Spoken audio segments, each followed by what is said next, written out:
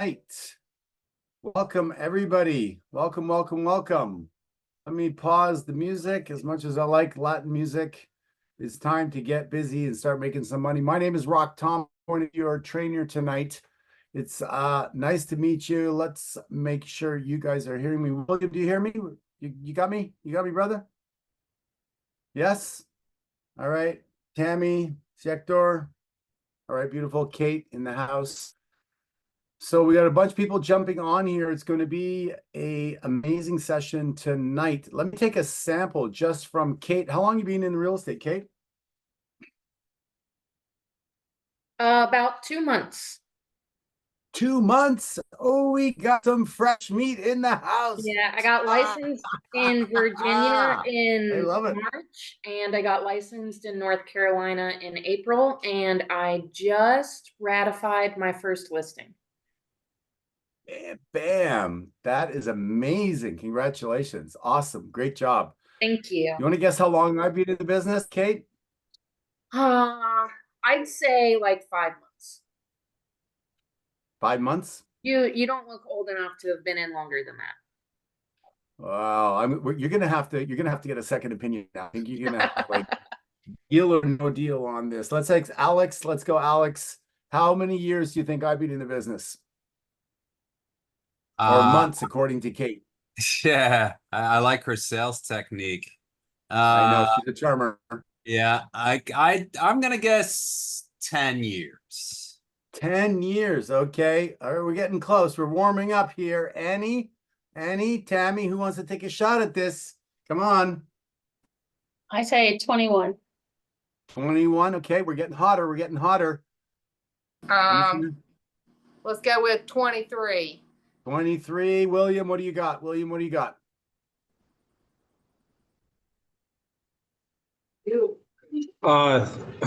50 years.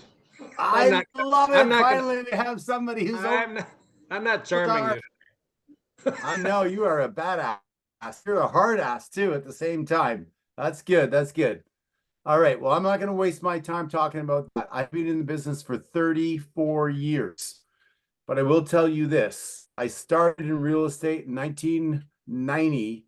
I sold one home in my first year. Today, I'm an OP of an office. I own another office. I have about 250 agents up in Canada. And I've been doing this business and helping agents increase their revenue for a long, long, long time. And today we're going to talk about one of my favorite subjects, which is your database. So who wants to help me out here as we get started? What is the importance of your database? Why is it so crucial that you have a strategy for your database? And this is going to be a highly interactive. So if you don't have dogs barking, kids crying, music playing in the background, keep yourself unmuted because I want to interact with you. This is not about me teaching. This is about us masterminding together. So who wants to help me out here? Why is a database so important? Time is money. Come on. Who's going to unmute themselves and participate? Let's go.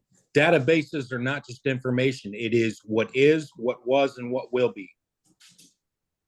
It ties them all together. I love it. Organization. Yes, Kevin. Yes. Has anybody heard the expression database or data bank? Yes. No? Okay, good. So I'm going to begin with the end in mind. Stephen Covey talked about begin with the end in the mind in the book he wrote, The 7 Habits of Highly Effective People. So I want you to think about, why are we going to bother with the database? The reason is I sold my database as an agent 6 years into business, 556 people in the database. I sold for $380,000 back in 1997.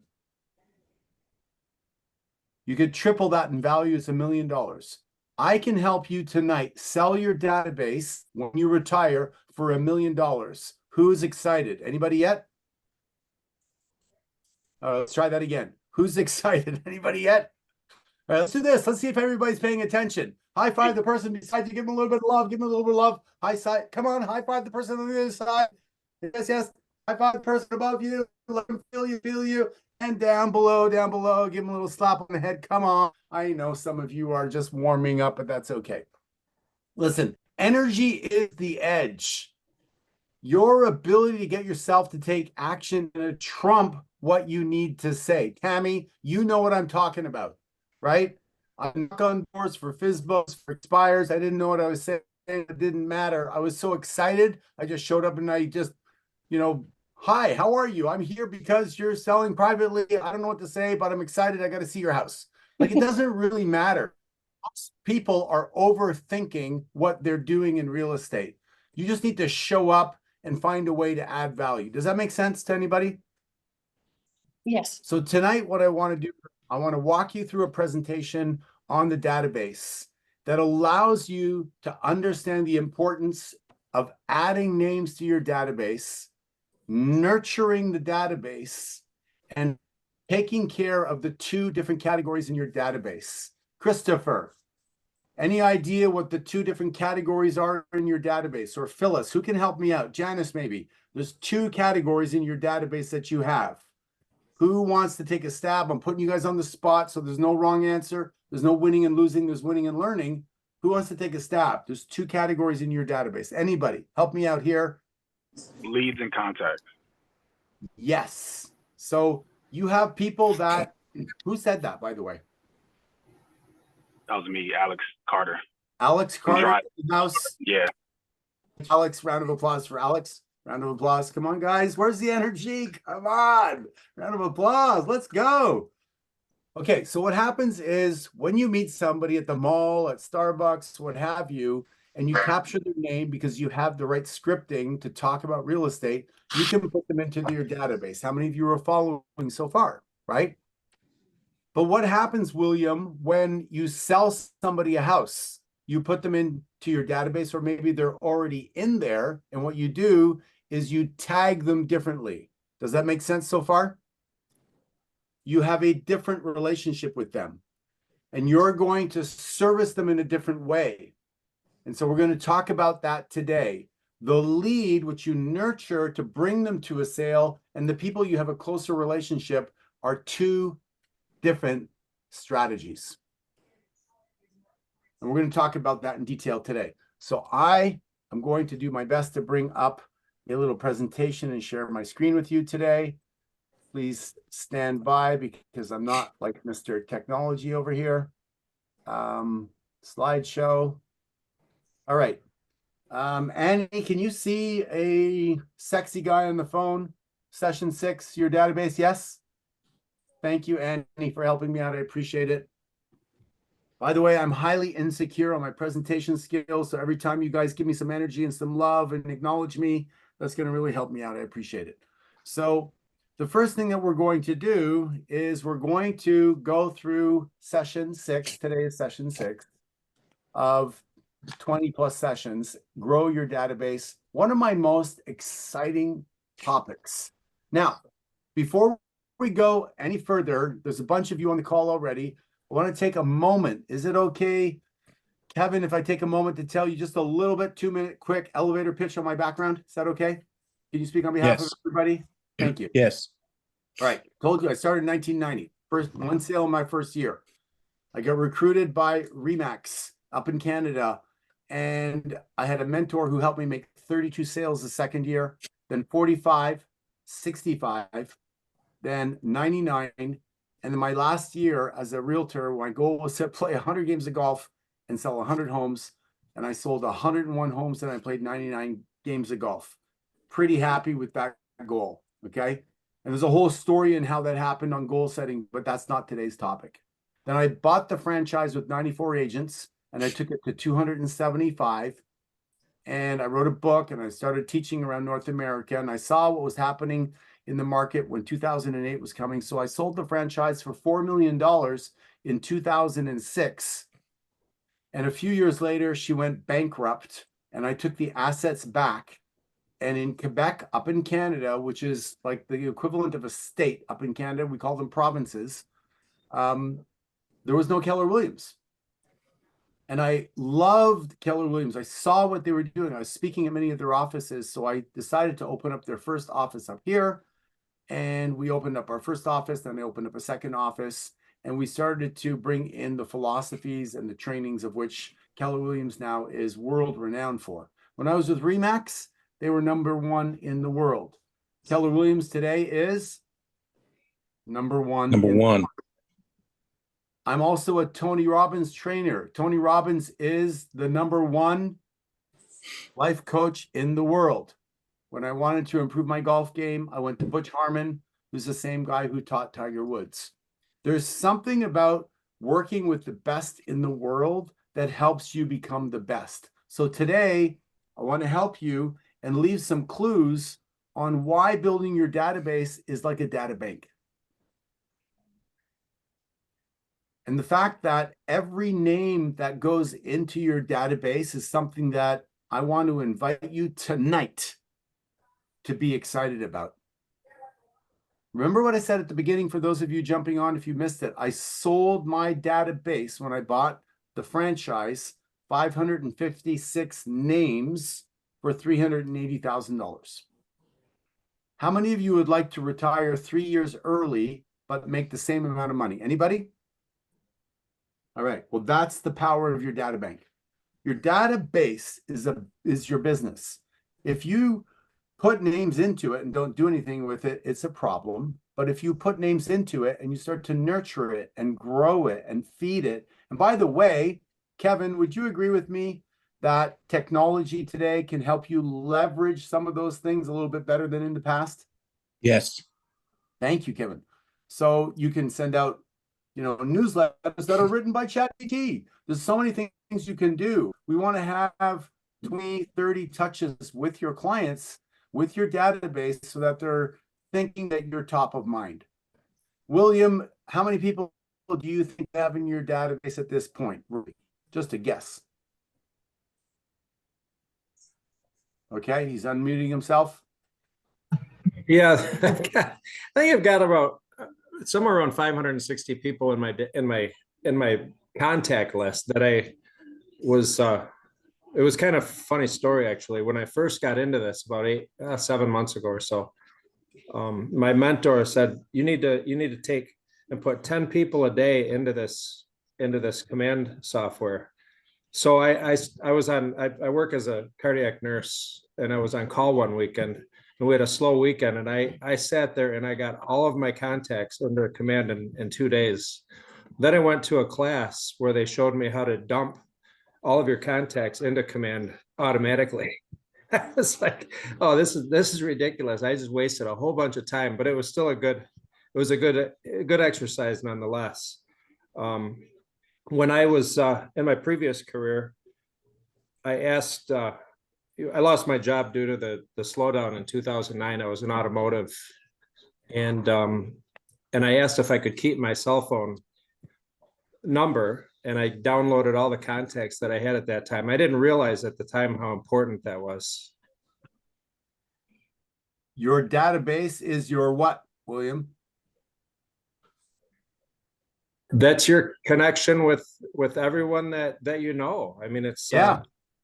So everybody say this: your database is your data bank. Data bank. Your database is Data your data bank. bank. Yeah, your data bank, right?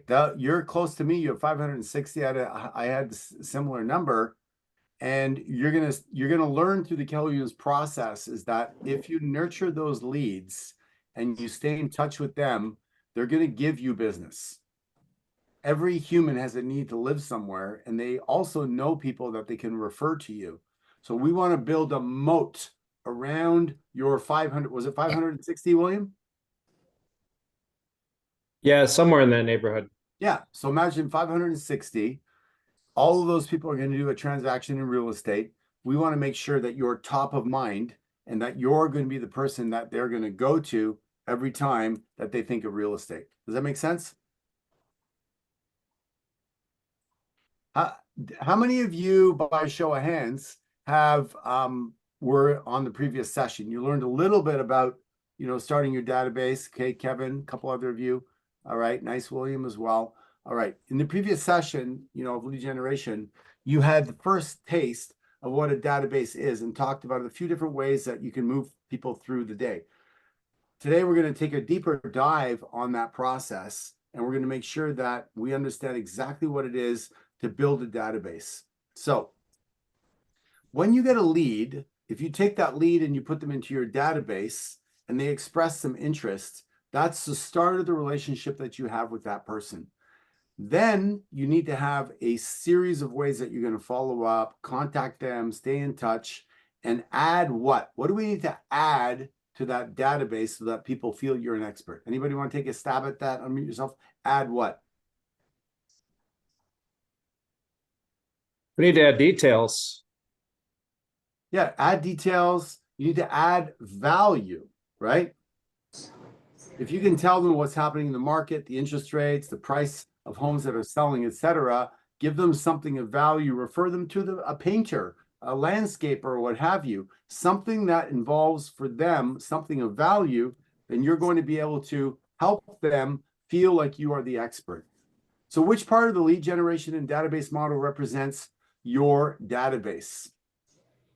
As you look at the names you have, depending on whether you're newer, I think Tammy said she was newer, you're going to have leads and you're going to have contacts, and you're going to cultivate, some contacts for conversion. Anybody have an idea, Annie maybe, or somebody else, how long typically does it take for somebody the moment you contact them until they convert, when they start thinking about real estate? Who wants to take a stab at that? I feel like Alex wants to jump in on that one. I'm thinking 3 to 5 months. That's actually a pretty good guess, Alex. I appreciate that. So typically I want you to think about, the initial moment that people think of real estate is like giving birth to a child. It's like about 9 months. And whether Christopher or Kate or maybe Annie meets this person, they may meet them at 3 or 6 or 9 or 8 months into the pregnancy. And imagine that you meet somebody at an open house that are 8 months into their journey. They've probably already met a real estate agent. How many of you would agree? Right?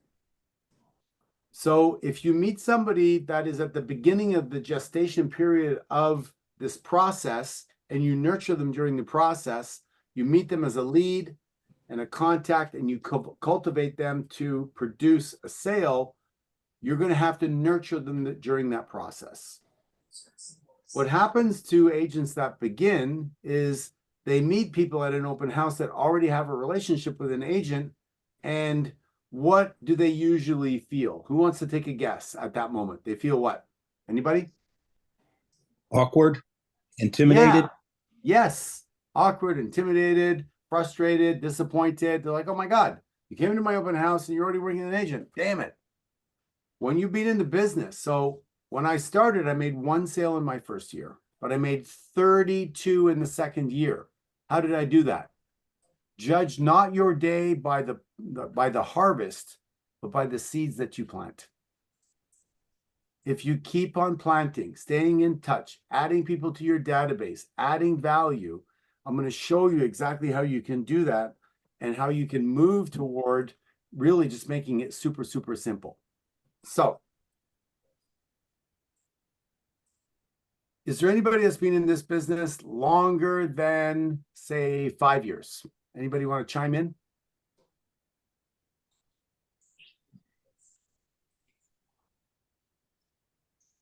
Technically, I'm in my 6th, but there were moments of drop off. And prior to coming back, I was primarily in rentals. So sales, I'm kind of brand new.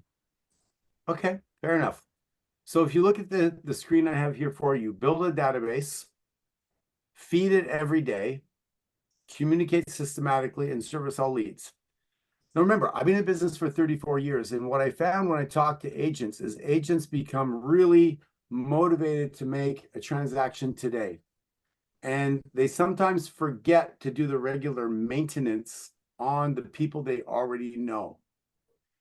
And I would really love for people that have a little bit of experience to tell me what is the reason why people or agents struggle to call the people they know. Who wants to take a stab at that? Anybody? They might think they're bothering them or maybe alienate them. Yes, 100%. They want to think that they're bothering them. And if you call somebody in your database, what's the intention behind calling them? Again, open mic. Let's go. I would say just a touch base, see how they're doing. You know, if you haven't Okay. talked to them in a while. And So let me stop this for a second. You're gonna call somebody up, touch base, and I love RM is showing us his chest and getting dressed. I love the fact he's just making it happen and showing up no matter what. That's that excites me. And Desiree is excited that Artem is taking his shirt off. I mean, what a show we have going on tonight. All right, so here's the thing: is what's the outcome? The outcome is you have a successful real estate career. Yes or yes? Yes. Yes. Yes. Or yes. Okay, good.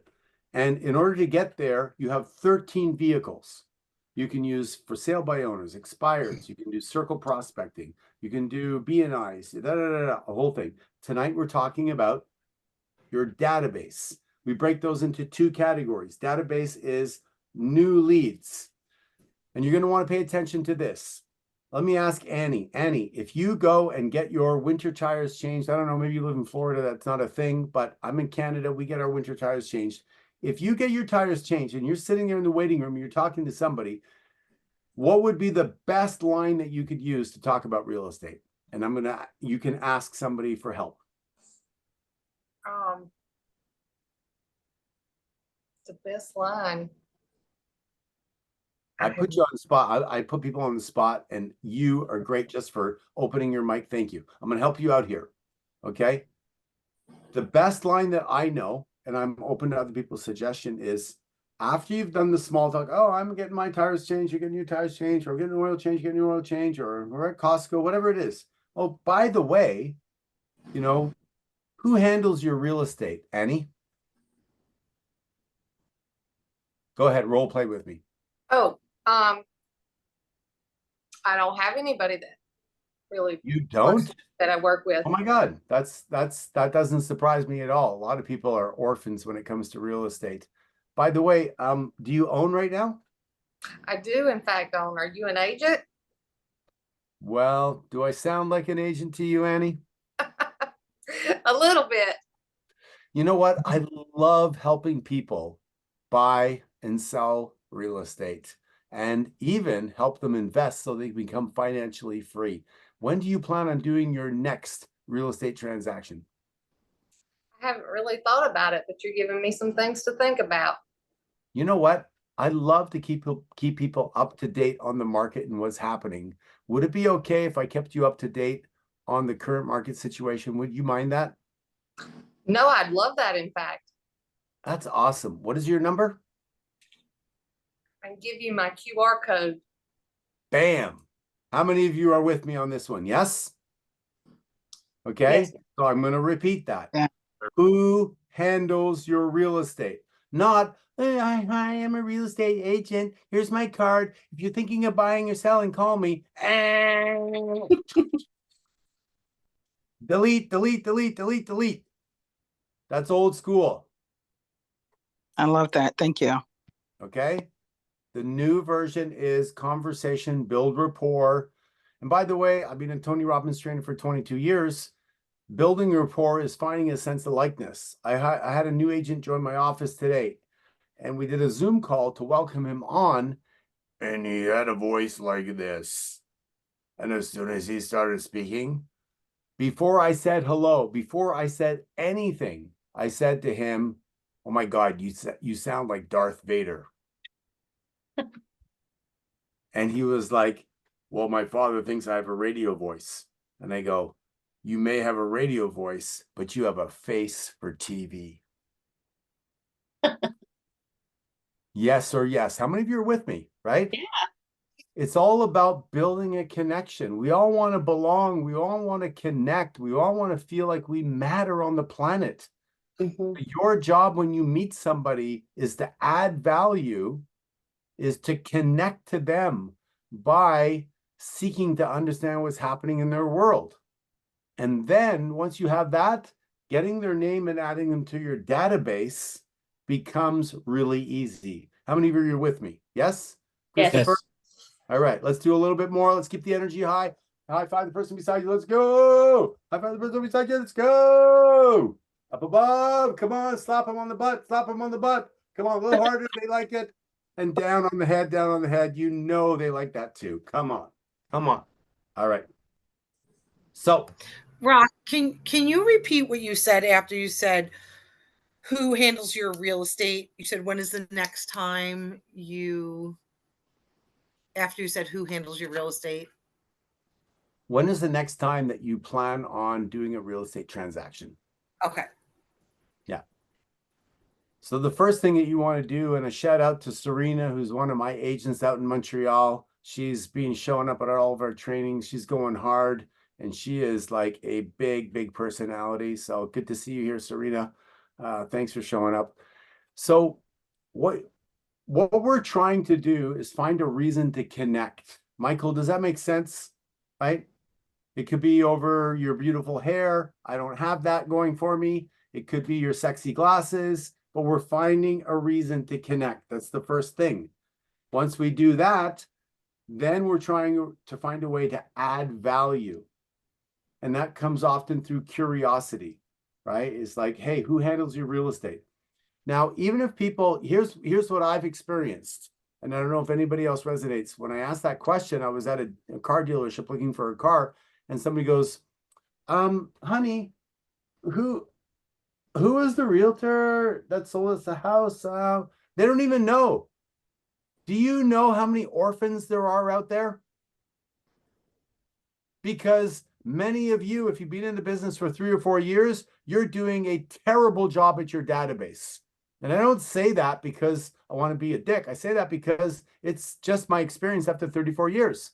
You get busy trying to do a transaction. You're talking to people that you know. You don't know what to say when you call them. And you let that slide, yes or yes, for those of you been in the business for a while. Come on, show me some honesty here.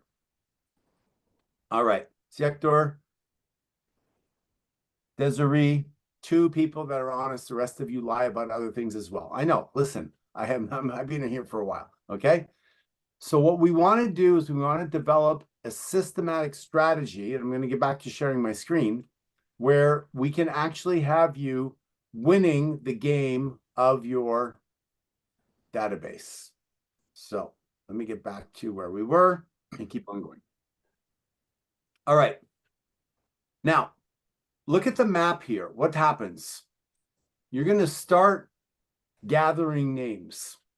You're going to start to feed some form of a CRM, whatever it is. If you're with Keller Williams, it's going to be, hopefully it's Command, but there are other models you may use.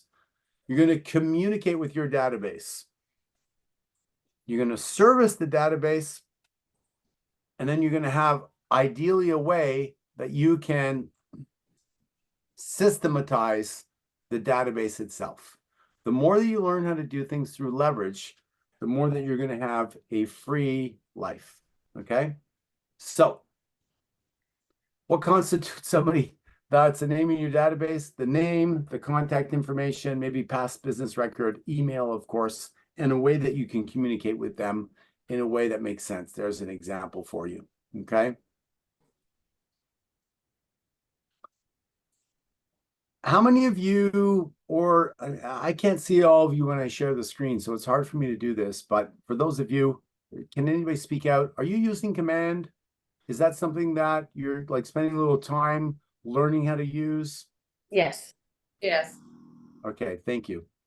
Now, I want to give you another, I saw Desiree and Alex raise their hand. I don't see everybody on my screen when it's shared like this, but I want to encourage you to spend 20 minutes a day getting better at your craft, whatever that is.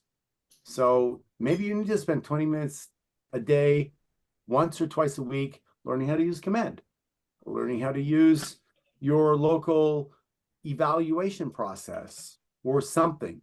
But I did learn this from one of my mentors, is that if you're going to be a master, of course, most masters were once a disaster, you're going to have to spend some time learning in the world we are today because things change so quickly. So please learn how to use command or something similar for your database. If Keller Williams heard that I was telling you to use something other than command, they would probably give me a hard time. All right. Annie, how are you feeding your database every day? And do you have a goal to feed your database every day? Not yet. Did I hear not yet?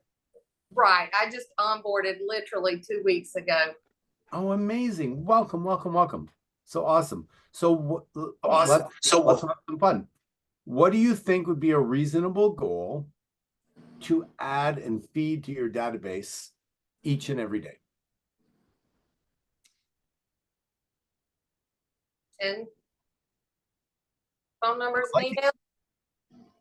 10 people? Mm-hmm. Okay. I like it. Now they say that statistically that people know 250 people. If you were to look into your contacts on your phone, whether it be Tammy or Kevin or Christopher, how many of you think you'd probably have more than 250 people in your contact? Anybody? All right, Kevin, thank you for your participation. So if you added 10 people into your CRM or into command, that would be step number 2, feed it every day. Does that make sense? All right. And if you go to Starbucks or you go and get your snow tires changed like I do, or you're golfing or you're meeting somebody new, you could accumulate these names. You could ask them, Serena, do you remember the question? When is the next time that you plan on buying real estate? Do you have a realtor?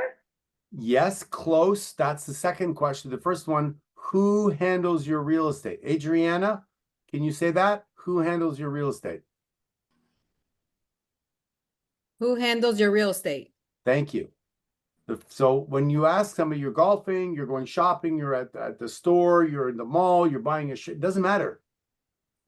Michael De Sousa, would you agree with me that you could say to anybody when you've got some rapport, hey, by the way, who handles your real estate? That's kind of an interesting question. Would you agree? And of course, and people like to talk about it, I believe. Exactly. People love to talk about real estate. So it's a great question. Then you capture their information and you add them to your database. So I would like you each to write down and put it in the chat box right now how many people you think you would like to add and feed into your database every day. What's your personal goal? Go ahead and do that. It doesn't matter. I don't care if it's 2 Rock, or 3. are you talking about new people or are you talking about the people in my contacts that I'm going to add? Thank you for that clarification. Both. I'm talking about both. I'm talking about all the people you know and all the people you don't know, and taking them and putting them into your CRM, which should be command, and building that up so it grows and grows and grows. And we're going to talk as we go through this process about how you nurture those leads. But we're talking about the phase of every day you should have a goal to add people to that database as part of your real estate business. Yes or yes, Maria? Are you with me? Does that make sense? That was a great question. Yes. I used to get excited about meeting people literally, at the mall or at an open house or wherever. And my goal was capture their information, create rapport, add to my database. It's another strategy once they're in your database. But you need to have a strategy to collect names. I can collect a name, my uncle, my aunt, my friend, my neighbor, my mother, my cousin. It doesn't matter. Have a goal, all of you, to add a certain number of names a day. And MJ, I'm not seeing the chat box, but please, let's get some action in the chat box of what some people are committing to in order to add to their database on a daily basis. Mm-hmm. If I sold my database of 556 for 380,000, let's round the numbers up. That's almost $2,000 a name? No, $500 a name. So every name you put in there down the road could be worth $500 to you every year. Good or good? Yes? Okay. So I invite you to think about it that way. Your database is your data what? Bank, database, data bank, Yes, yes, yes, yes. Whoever said that, thank you so much. which should put money in the bank. And it will put money in the bank. All right. Now, your sphere will generate new and repeat and referral business. How many of you are basing most of your business off of repeat or referral? Okay, Adriana, repeat and referral. So what's your strategy to do that? Actually, it's just referral for now. I actually just started. I've only been doing this for a couple of months now, and my first client was a family member slash friend of the family. And it's just basically because I know them. Okay, so here's what's going to happen is when you start the business, which a lot of you are newer, is most of your business is going to come from the people you know. Until you develop the skill set to talk to people you don't know. Does that make sense? Yeah. Both strategies are completely different. However, once you get a contact or a name, putting them into your database is the first activity that we want to identify. Mm-hmm. Then once they're into that database, you have different ways of nurturing them. Let me ask you, Adriana, do you have a newsletter you send out once a month? No, not yet. Okay. If you had a newsletter that you sent out once a month that gave people value, talked about the market, maybe some zoning changes, whatever, it could be easily identified. Whether they were people you knew or people you just met, would that provide value for them, do you think? Absolutely. Yes. So once you get the name, ladies and gentlemen, you want to put them into your database, and then we're going to create, and your market center will help you create a 36 or a 33 touch. So those people, you build a moat around those people, and when they think of real estate, they're going to think of Adriana. And then Adriana is going to add value to them when it comes to, she knows a building inspector, she knows a lawyer, a notary, she knows a landscaper, she knows this, she knows that.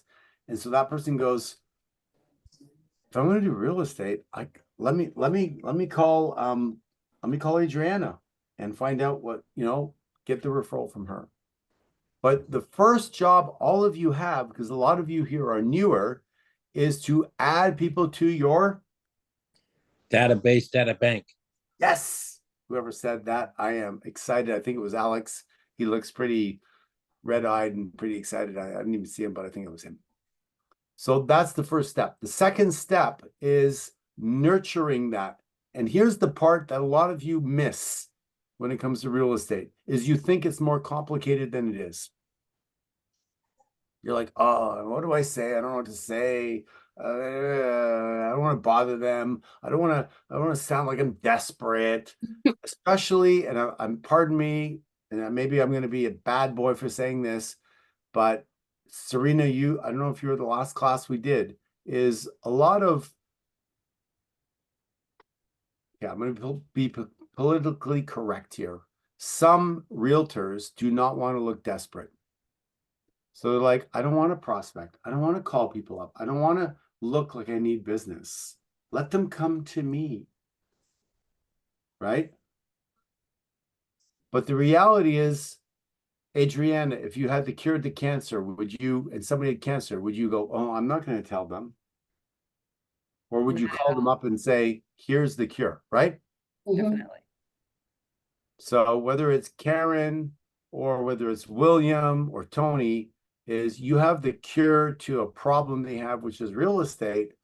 The first thing is gather their information.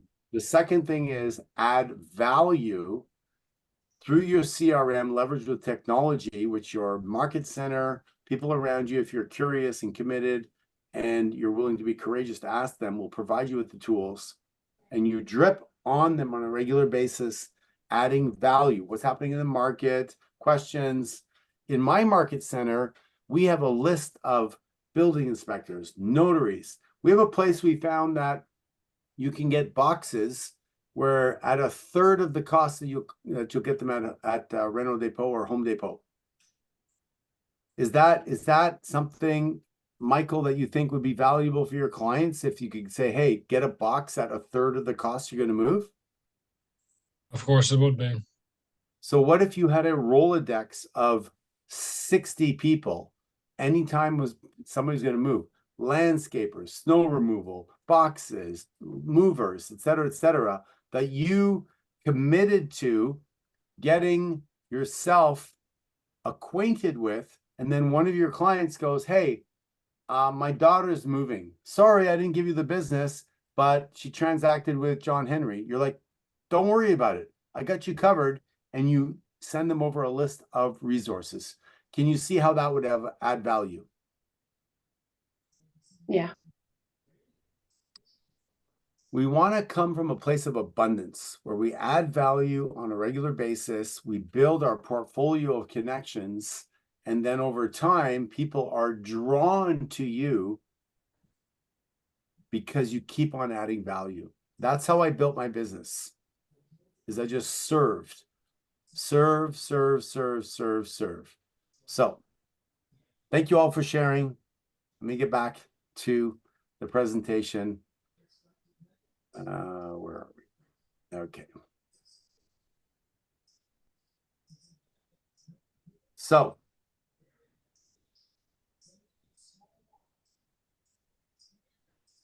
if you have the ability to cultivate testimonials and reviews and get them to post them on Google or what have you, you're going to be the type of agent that has the social proof. A lot of times people, whether you know it or not, they are spying on you on a social basis. They're looking at your Facebook, they're looking at Van's, Instagram, they're looking at Kate's LinkedIn, and they're saying, hey, who is this person? And so your reputation does matter in this business. So your responsiveness, attention to detail, professionalism, understanding what they're going through, and good, clear communication, all those pieces. So if you do not have a way that you're eliciting a review, you may want to add that to the process that you have in this. So continue, please, as you go through this.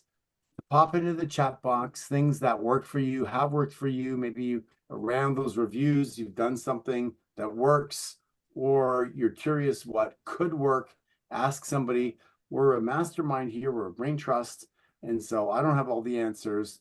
We have over 100 people on this that have experience that can work for you.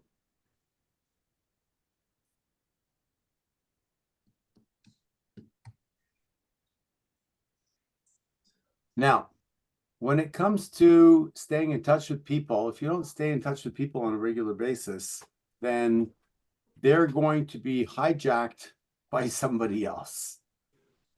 One of the things I did when I had my business, and I'll get off share here again for a second, is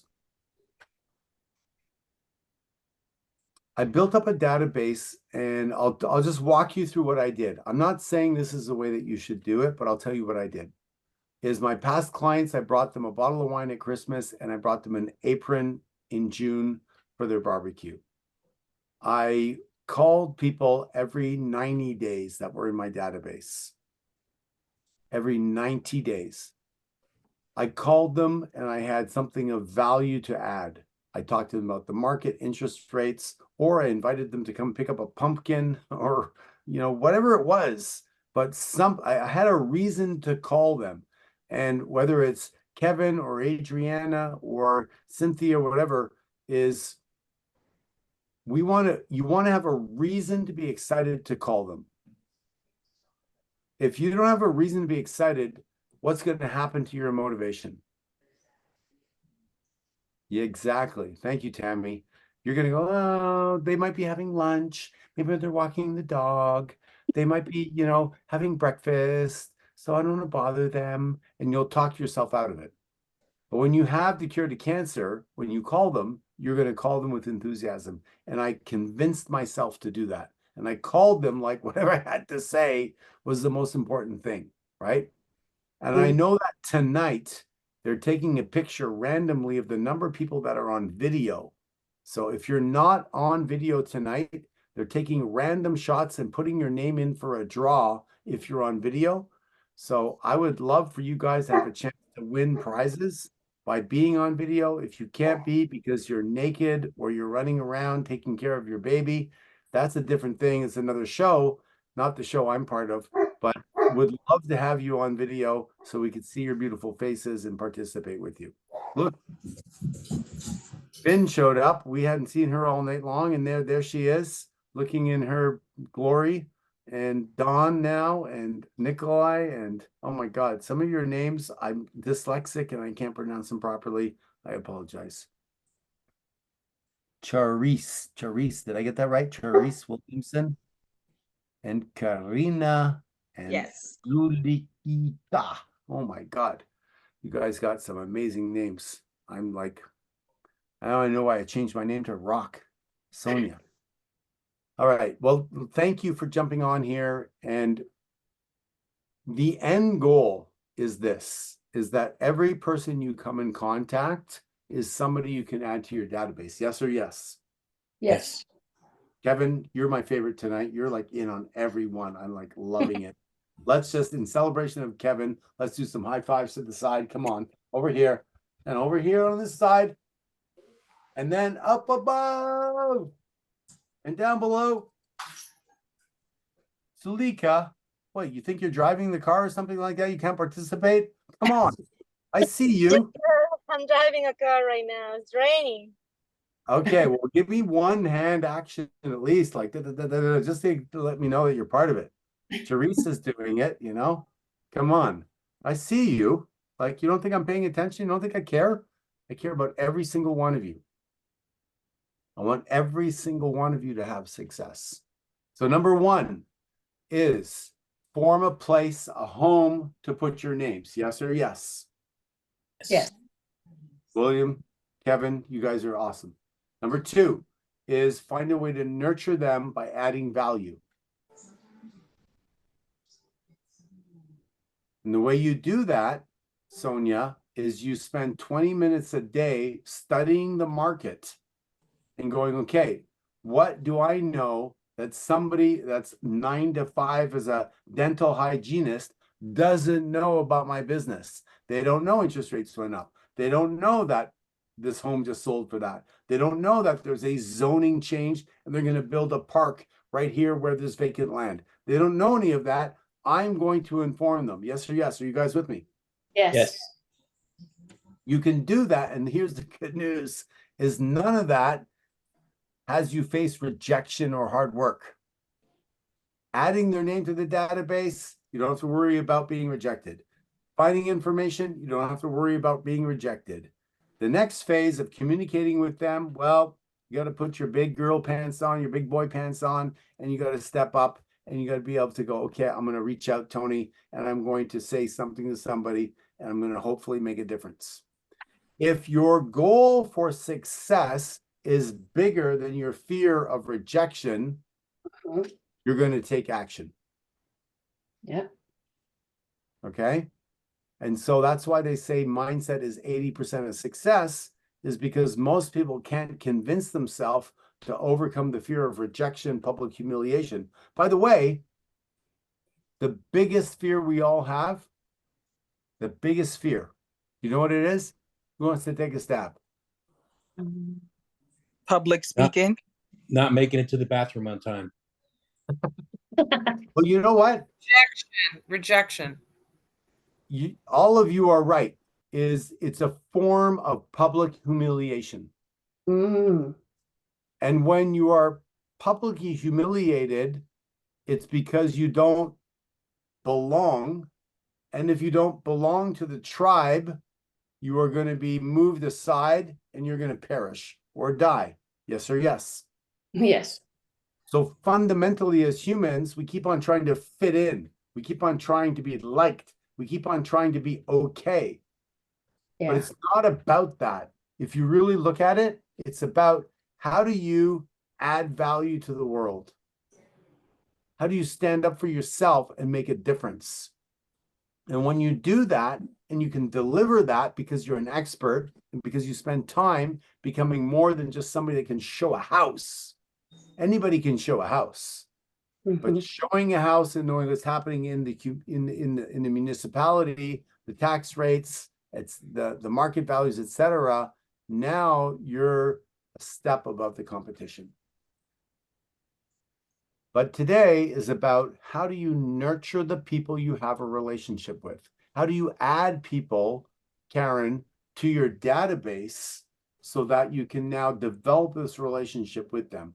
I'll tell you, Karen, I got so excited when I meet somebody to change my winter tires up here in Montreal, Canada, and then go add them into my database and then give them a newsletter with an update and then call them four times a year, and then a year and a half later, sell them a home. I was fired up about that.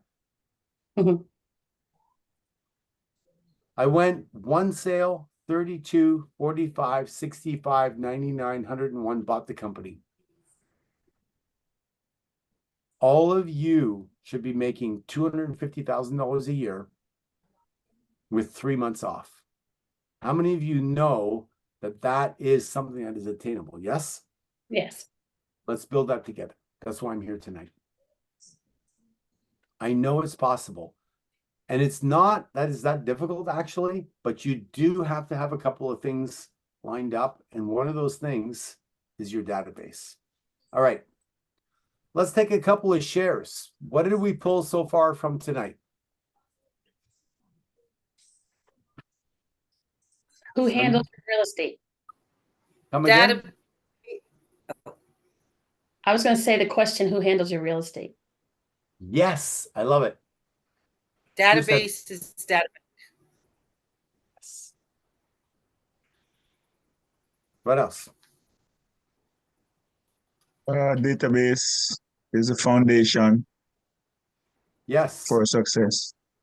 Yes. What else? Nurture your contacts. Let's try that again. Two people at once. One person go. Feed your database.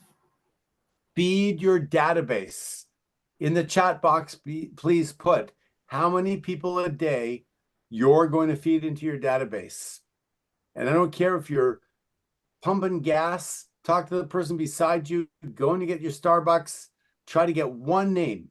Let's have a minimum of one name per person that you're going to feed your database. One per day would be 30 per month, would be 360 a year.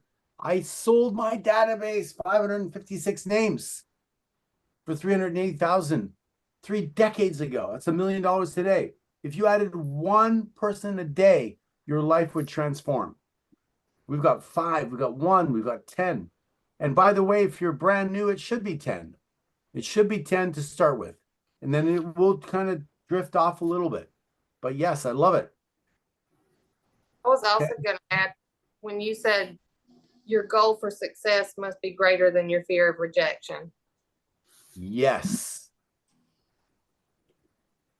And for those of you that have a child, or for those of you that were a child at some point in time, you know that you will do almost anything for another human. Yes or yes? Yes.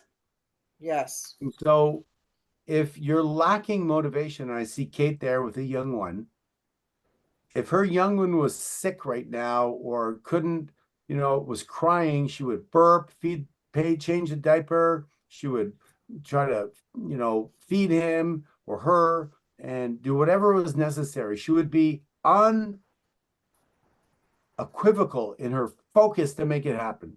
Is that true, Kate? You can give me a hands up if that's true. Like you would be completely committed. Nothing else would exist for you. The problem when we get into real estate is like, I don't really feel like it. No. What we want to do is we want to add people on a consistent basis to our database. Then we want to nurture those people. Then we want to follow up with those people. Then we want to add value to those people. And if you had 1,000 people in your database, and then on average, 1 out of 10 sold each year, how many sales would you have, Adriana, per year? 1,000 people, 1 per 10 would sell. How many would you sell in a year? I didn't understand you. Sorry. Can you repeat that? You have 1,000 people in your database that you build up over the next 4 years. Uh-huh. 1 out of 10 are going to do a transaction. How many sales would you have in a year? 100? Yes. And if your average commission is what? What is your average commission right now? 2.5? 2.5% on what sale price?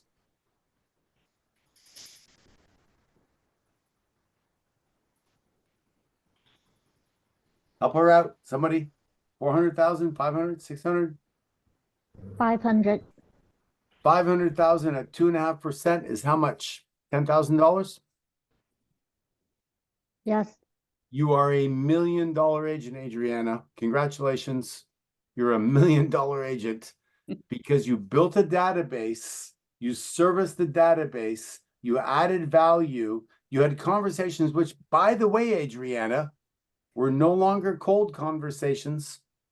Once you have a conversation with somebody for the first time, is no longer cold. You're just like, hey, Adriana, it's Rock. I know we met at the Costco. We met at the dry cleaner. We met at the tire shop. We met at whatever. And I sent you my newsletter. I was wondering, did you get it? No, I didn't see it, Rock. Oh, I'm sorry. Let me confirm your email, Adriana. Is it? Okay, great. I know we all get a lot of emails. I sent you an email regarding your neighborhood and the market update. I know you're not in the market to sell right now, so it probably didn't pop top of mind. Anyway, just to let you know, love you. Have a great day. Bye. You do that every 90 days. How often do you call people, Desiree, in your database? How often should you call people? Maria, help her out. Quarterly. Yes, you got it. You call people quarterly, and you call them and you add what? Desiree, you add what? I just ask them how they're doing, and then I try to provide value of some sort. That's exactly right. You add value. You connect and you add value. If you are paying attention to what's happening in real estate, do you think that there's something you know that your clients don't know? There's a very strong chance that that's true. Yes or yes? Yes. And so it's not that complicated. Like, I'm not the sharpest tool in the shed box. I grew up on a farm in Canada.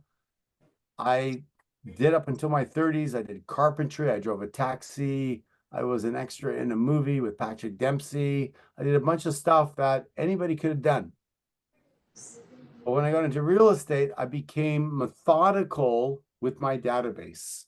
I started to realize that Maria is going to probably need a roof over her head, as well as Cynthia or Bridget. And if I know her and she's going to move out of her apartment into a house, she's going to probably need the help of a real estate agent. True or true? True. If I can maintain contact with her, add value, service her, then I can build a moat around anybody else getting in that's a real estate agent and interacting with her. That was my mindset. Every person you contact is a future transaction, yes or yes? Yes. So your goal is to connect with them through rapport, add value, and nurture that relationship to the point that nobody else can touch them. They can't even see the value of dealing with anybody else. I remember when I bought Facebook stock like 20 years ago or 18 years ago, whatever it was. Today, there's certain businesses you go to, you have to go through Facebook. How many of you know what I'm talking about? They're like, validate yourself through Google or Facebook. Yes or yes? You want to be validated. They're like, I want to buy real estate. I have to use Maria. I have to go through Cynthia. Oh, I have to use Kevin. I'm sorry. He's my guy. Right? That's what you want. And how we get there is what tonight's call is about. Add value, be the expert, spend time, nurture them. And the moment you have only 500 people in your database that you take care of, you are a millionaire. Yes or yes? Yes. Janice, are you with me? I know you got an itchy eye, and I see that, and I love that about you because that means you're really squinting for the moment. Okay? All right, let me go back to sharing the screen, and we're going to move on. However, before we do that, we have been going on for an hour already. You guys must be exhausted listening to me drivel on. So before we do that, let's just back up a little bit. I'm going to do the same thing and see if you can get up a little bit. Anybody want to join me? Just get up, shake it out a little bit, shake it out a little bit. Oh, shake it out, shake it out, shake it out. Or you can sit there. Oh, yeah. Oh, yeah. Van, look at you, Van. I love it. Shake it out. Energy's everything. Okay.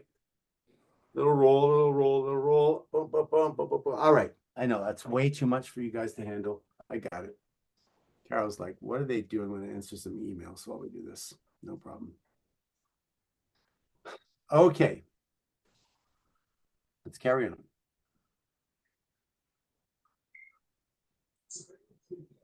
So now we're at the communicate systematically part. And this is the part where you have some choices, okay? And depending on your personality, you know, Finn, she might want to take people to the hairdresser based on the way she's combing her hair right now, or, you know, whatever she's, I don't know, she was doing a little face work. But here's the thing is everybody that's different. You can take them golfing, you can go to dinner, you can maybe take somebody for breakfast, you could take them for some, whatever you're going to do.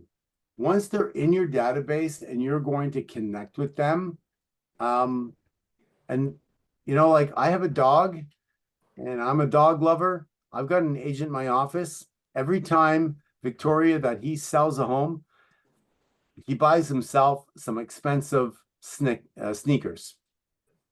And I said to him, if you're doing that, why don't you put that on social media? And he says, I love to cook. So I said to him, why don't you have a shot of you in a pair of sneakers while you're cooking with an apron on, and we don't know what is behind the apron? Would that be some marketing? And he's like, I don't know if I'm comfortable with that, Rock. I'm like, okay, but just an idea, you know? It's like, it could be fun.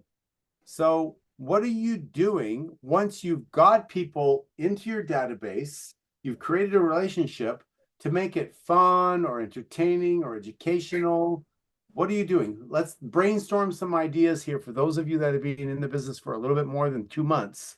What are you doing that creates a connection with your clients? Because I'm running out of ideas over here. I need some help. So in Alaska, my wife, that's where she started real estate. And so I haven't really, I just got my stuff like about a month ago. So I brought her in, I said, let's go to the American Legion. She became a member of the auxiliary, and she ended up getting clients just because of people coming in and out of there. And then she's a horse person and we're dog people. So the dogs, the horses, and the veterans organization helped her develop her sphere and helped her build her database, turning it into her data bank. And then we relocated to here. I love it. That's a fantastic example, Kevin. Thank you for sharing. Is if you do what you value, You know, we, Sonia knows we have Wilson in our office. He plays pickleball 4 or 5 times a week. You organize events, he gets business from it. Like you can do things that you value, Adriana, and you can then just attract people. You could be a painter, you could be somebody who loves. I've got an agent in my office, he's Italian. All he does, he goes to coffee shops all day long. Hey, mangiare, che poi, ah. And you know, and he's just meeting people and he's doing deals that way. Remember, number 1, add people to your Database, databank. Thank you. And then you want to nurture the people Nurture in the databank by adding value. And then through that relationship, you can then develop, you know, do they want to buy an investment? Do they want to buy something? Maybe their children or get a referral.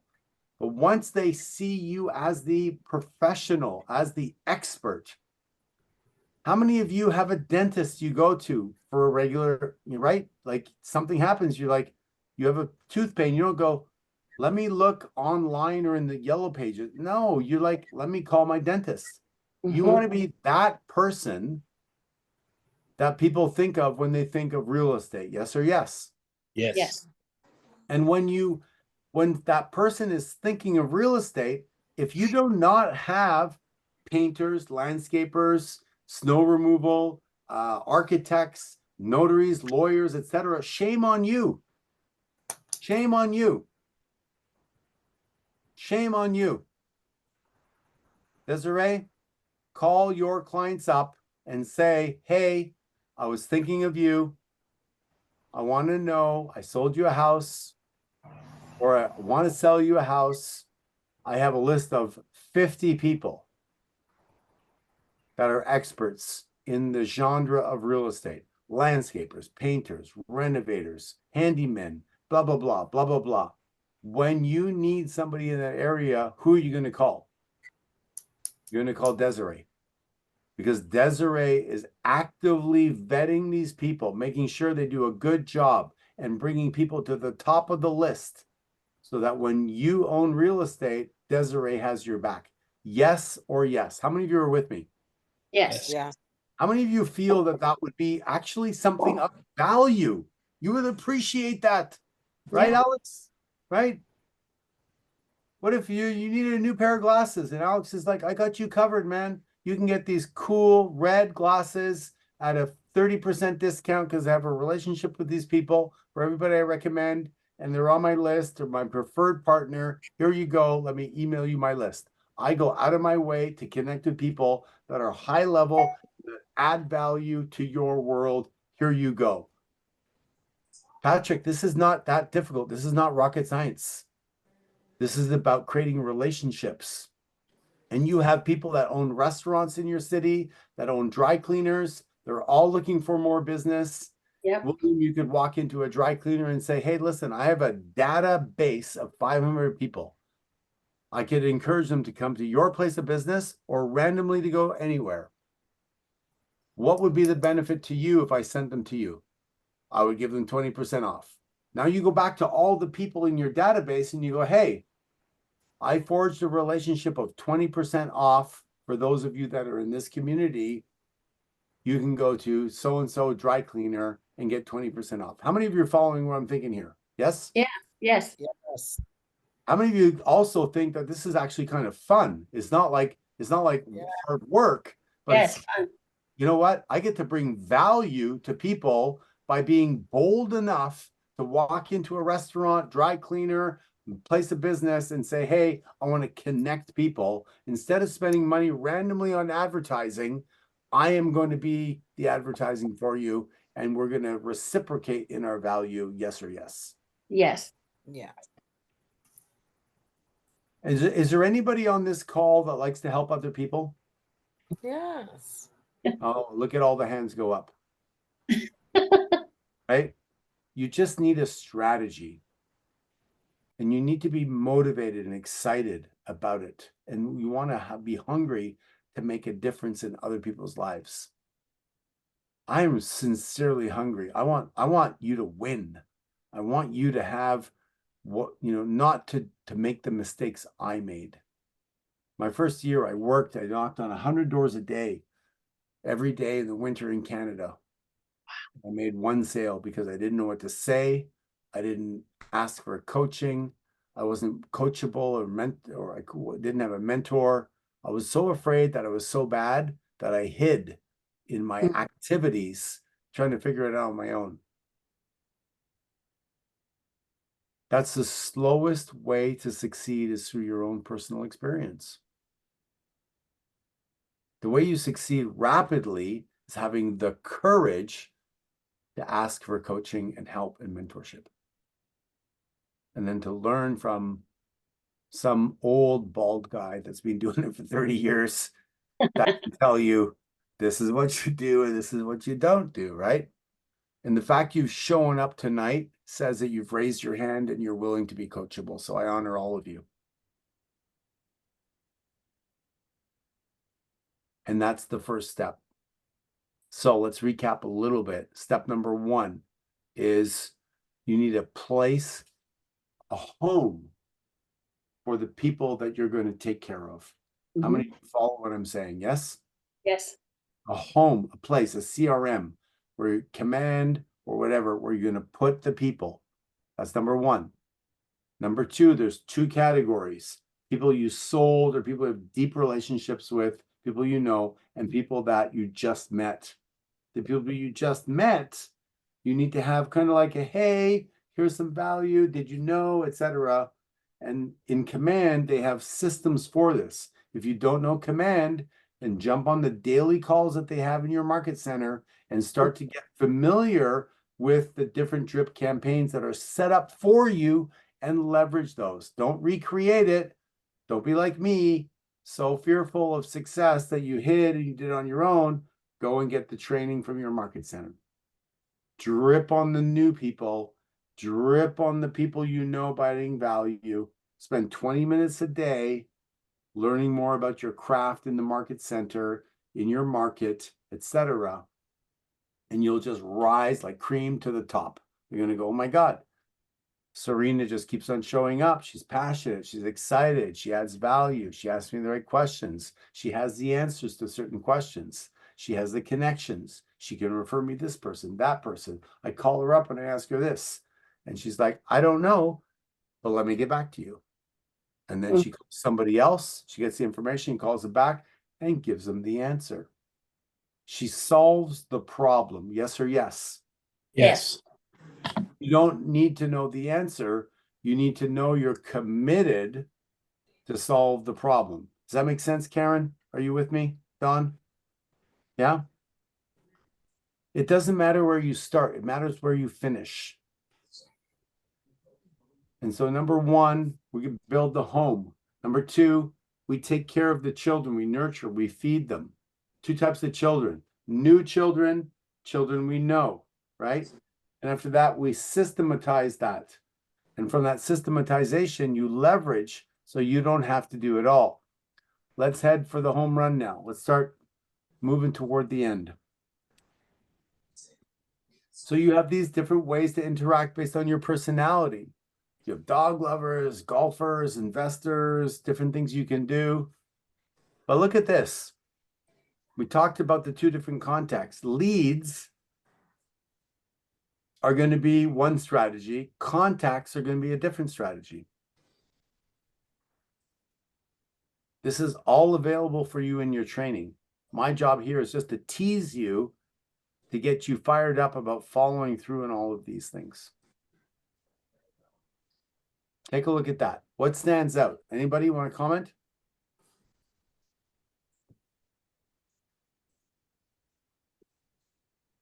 By the way, your engagement has been fantastic tonight. Thank you all for that. I appreciate it.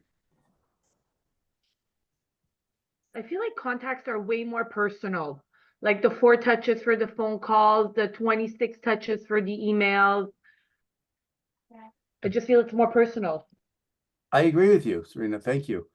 I think that when you meet somebody at, the park, or you meet them on the golf course, or you meet them at the garage, you're like starting to develop the trust as a lead and get them some touches.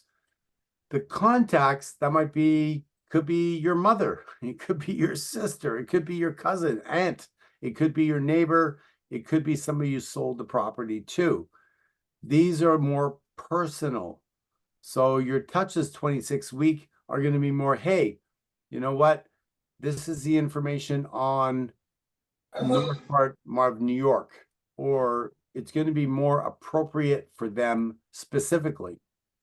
I personally delivered an apron in the month of June to my clients every year, or oven mitts for their barbecues.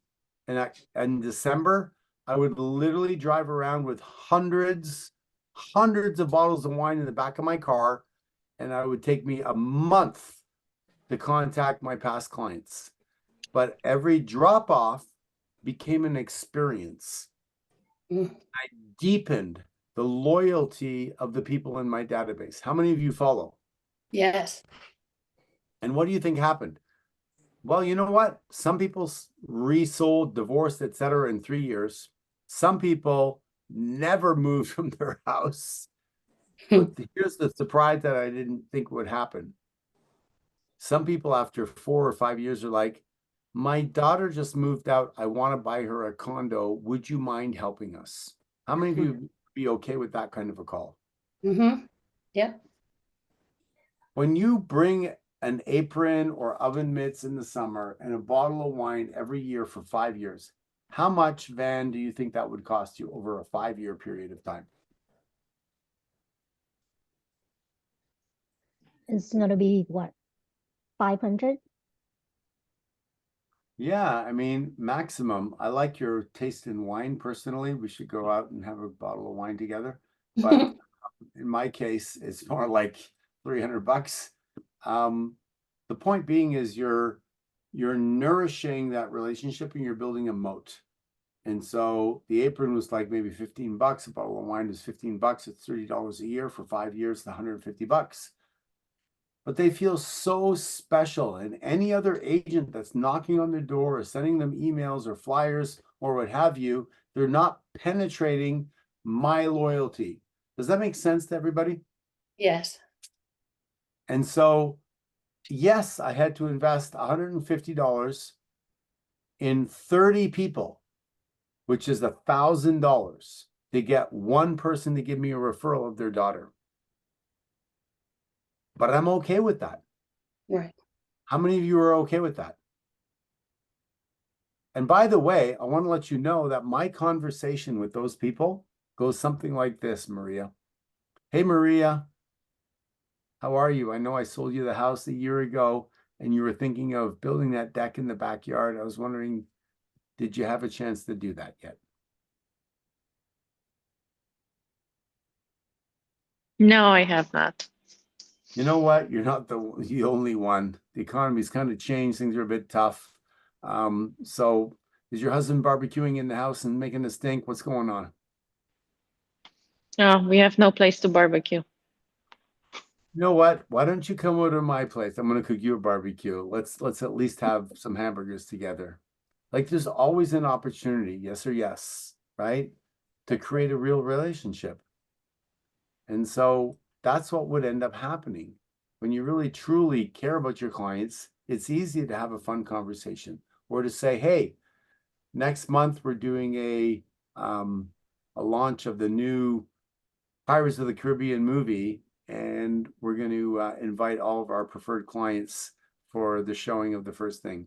I'm going to send you an invitation. Who's doing that for you? Adriana, is anybody calling you up and making you feel like they care about where you live, or they want to bring you to, the first screening of Pirates of the Caribbean, or they're dropping you off a bottle of wine? Anybody doing that for you right now? No. So it's not that difficult to do it as you build your business over time. Yes, you might be like, okay, my first year I had one sale. So I go, yay, one repeat client, Adriana, I got one bottle of wine. But guess what? My second year was like 33 bottles of wine. And then my third year was 33 plus 45 was 77 bottles of wine. And then my next year was 100 bottles of wine. But guess what? After the third or fourth year, all those 100 bottles of wine at $15 a bottle of $1,500 brought me 4 sales. How happy was I? Yes or yes? Yes. Here's the difference that I want to drive home for you all. Consistency. If you do it for a year or two, it probably will have a small effect. But when you do it, I'll tell you what, when I was an agent for 7 years and I bought the company and then I stopped selling for, forever, basically.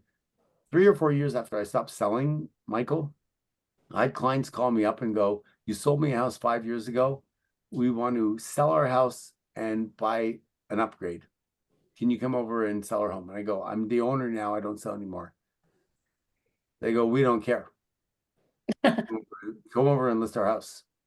And I said, no, I don't sell anymore. I'll send you one of my best agents. No, you won't. You will come over and list our home. We don't care. You own the place. We love you. We want you to sell our home. I go, you don't understand. It's going to look bad, me competing with we don't care. Shut up, Rock. Come over and list our home. Like I had people fighting to get me to list their property. How many of you would like to have people fighting to have people list your property? Your database is the secret. Add people to your database and treat them like they're the queen and the king of the world. That's the secret.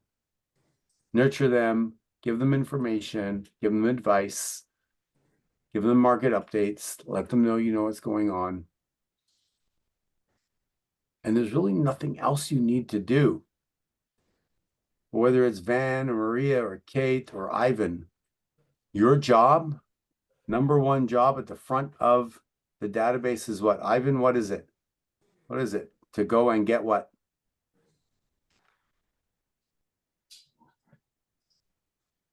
To get leads.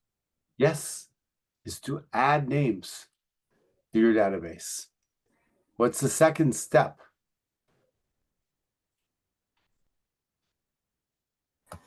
Add value. Oh, nurture, sorry. Yes. Sure. Nurture. And Nurture, you're then add. like this, get ideas to nurture, add, and if you follow command, there's systems set up for you. You don't even have to recreate it. When I was, I'm like the old guy now, which pisses me off, by the way, is to be an old guy. Like, oh, back in the day when we did things, we walked uphill both ways in the snow. Like, it pisses me off to say that, but it is what it is we had different systems. Today you have technology. You could actually get ChatGPT to probably write you a newsletter for your marketplace and send it out monthly if you were switched on and add value. Decide you're going to be better than the competition.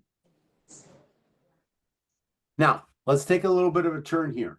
What's holding you back from building your business? Let me get into some troubleshooting. Talked about, okay, this is the system, this is what you do, et cetera, et cetera.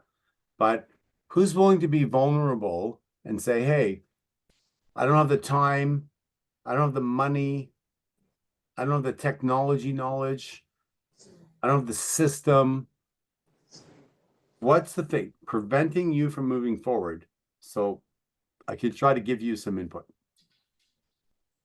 All right, Desiree? Well, never mind. For me, it's just knowing that at the end of the day, I am not prioritizing my time well. I do property management as well. And so I allow that to suck up my time. But I know at the end of the day, it's just me managing my time and I'm just not doing a good job of it. Okay. Is there anybody else that has a challenge with time management? Anybody else by chance? I think we live in a world where we're starved. Like everything wants our attention. Our phones want our attention. We have like a Disney World in our pocket, and our family, our kids, et cetera, et cetera. What do you put at the top of your priority on a day-to-day basis, Desiree? ultimately, I feel like I'm always just playing catch up with the day-to-day things of my property management business. And even that's kind of scattered. So I'm trying to be better about planning the night before and making a checklist, but at the end of the day, it still just feels like a checklist and it's working. I hear the phrase all the time, I'm working in the business and not on the business. Yeah. Okay. I have my VA MJ here. I don't know if MJ, if you can pull up the quadrants from Stephen Covey, the time management quadrants. I think that's a valuable quadrant. If you can, great. If you can't, I'll talk you through it. But 80% of your time should be spent for all of you on things that are important but not urgent. What happens to most entrepreneurs is because they don't cast a vision on a weekly basis, they end up getting every day and responding to their emails, responding to the calls that come in, and they're in the urgent and important box. Especially if you're in property management, it's like this person has a leak, this person has a leaky toilet, this person doesn't pay, this person's leaving, this person has a repair, etc. It's really easy to get into the reactionary box. Is that a fair statement, Desiree? Yes, absolutely. So for all of you that are on this call, if you go to Rock Thomas Instagram, you can go to my bio and you can download a course that I used to sell for $300 called the Sunday System for Success. It's a 45-minute video program. And in it gives you 7 steps on how to set up your week so you're not in reaction. It's free. You can take advantage of it. And I teach it to all the top people. I've helped hundreds of people become millionaires and multimillionaires. And the first thing that I do is exactly what you're talking about, Desiree, is helping people understand how to run their calendar. Because we get addicted to being important by doing things that are urgent. I'm going to say that again.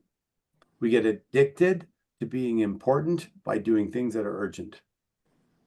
When you have an exam you have to cram for, you got kids you got to get to school, you got gas you got to put in the car, you can go, listen, I can't do anything else. I got no gas.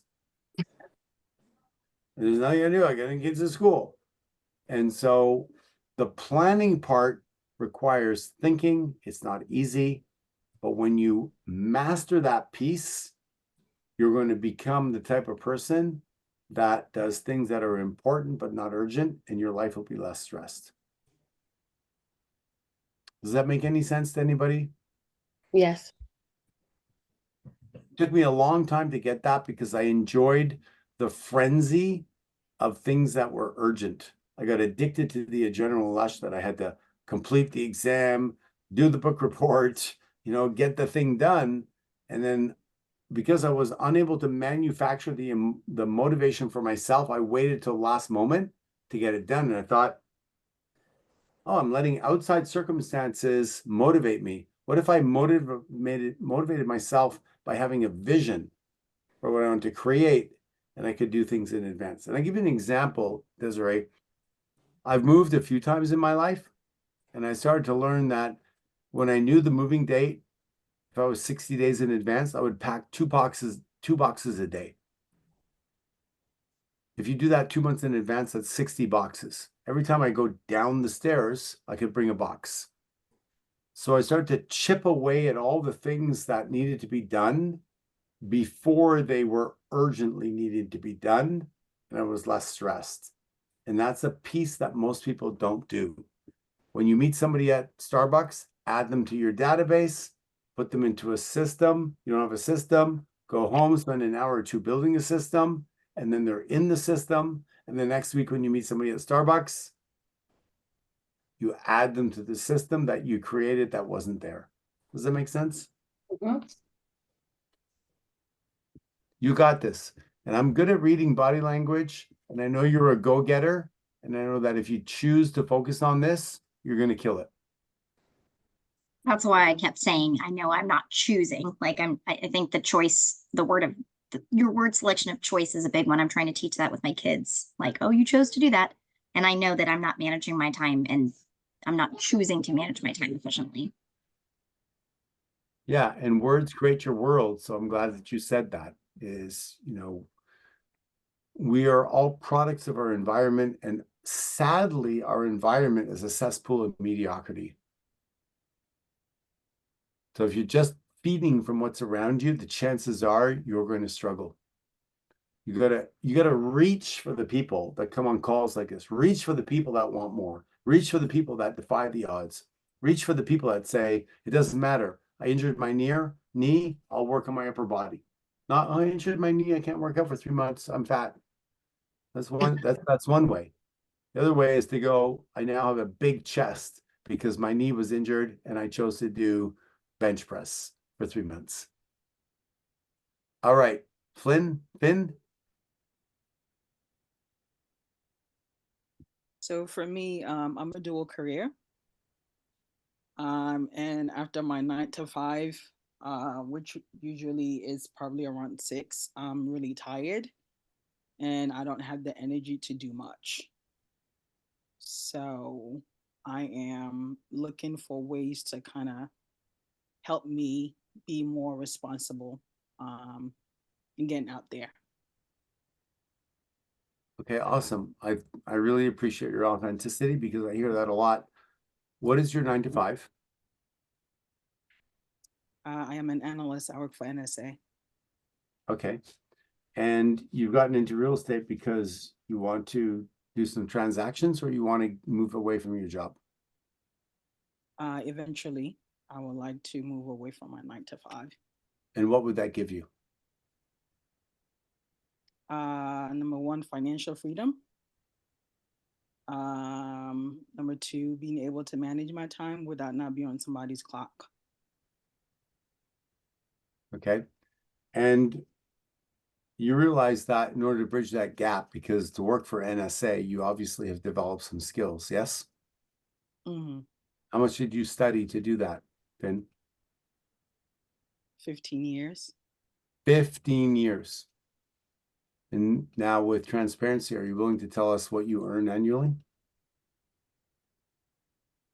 Around 200K. So we need to replace your 200K in order for you to move to a different opportunity, correct? Mm-hmm. So you spent 15 years studying to make 200K. You're now a real estate agent for how long? I was licensed in November last year. And how much have you made so far? I've not had any sales. Yeah. And how much time do you have to devote to making this new career a success? At this time, very little to none, because there are days that I not only work late, but I also sometimes have to work weekends. Wow. How many hours do you work at your job?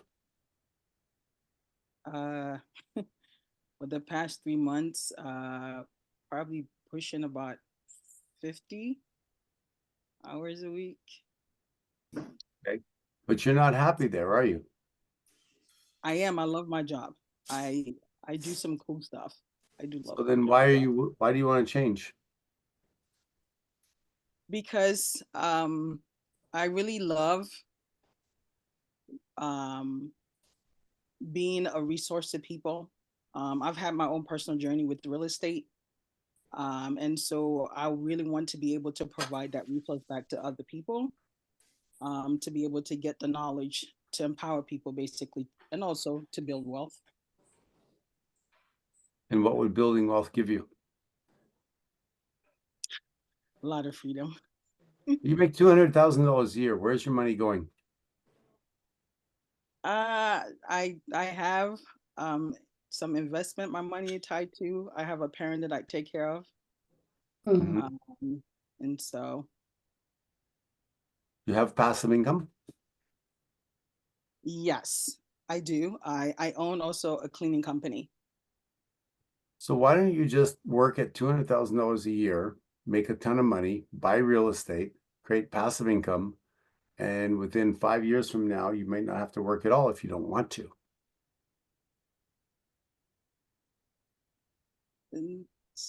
Sounds like a good idea.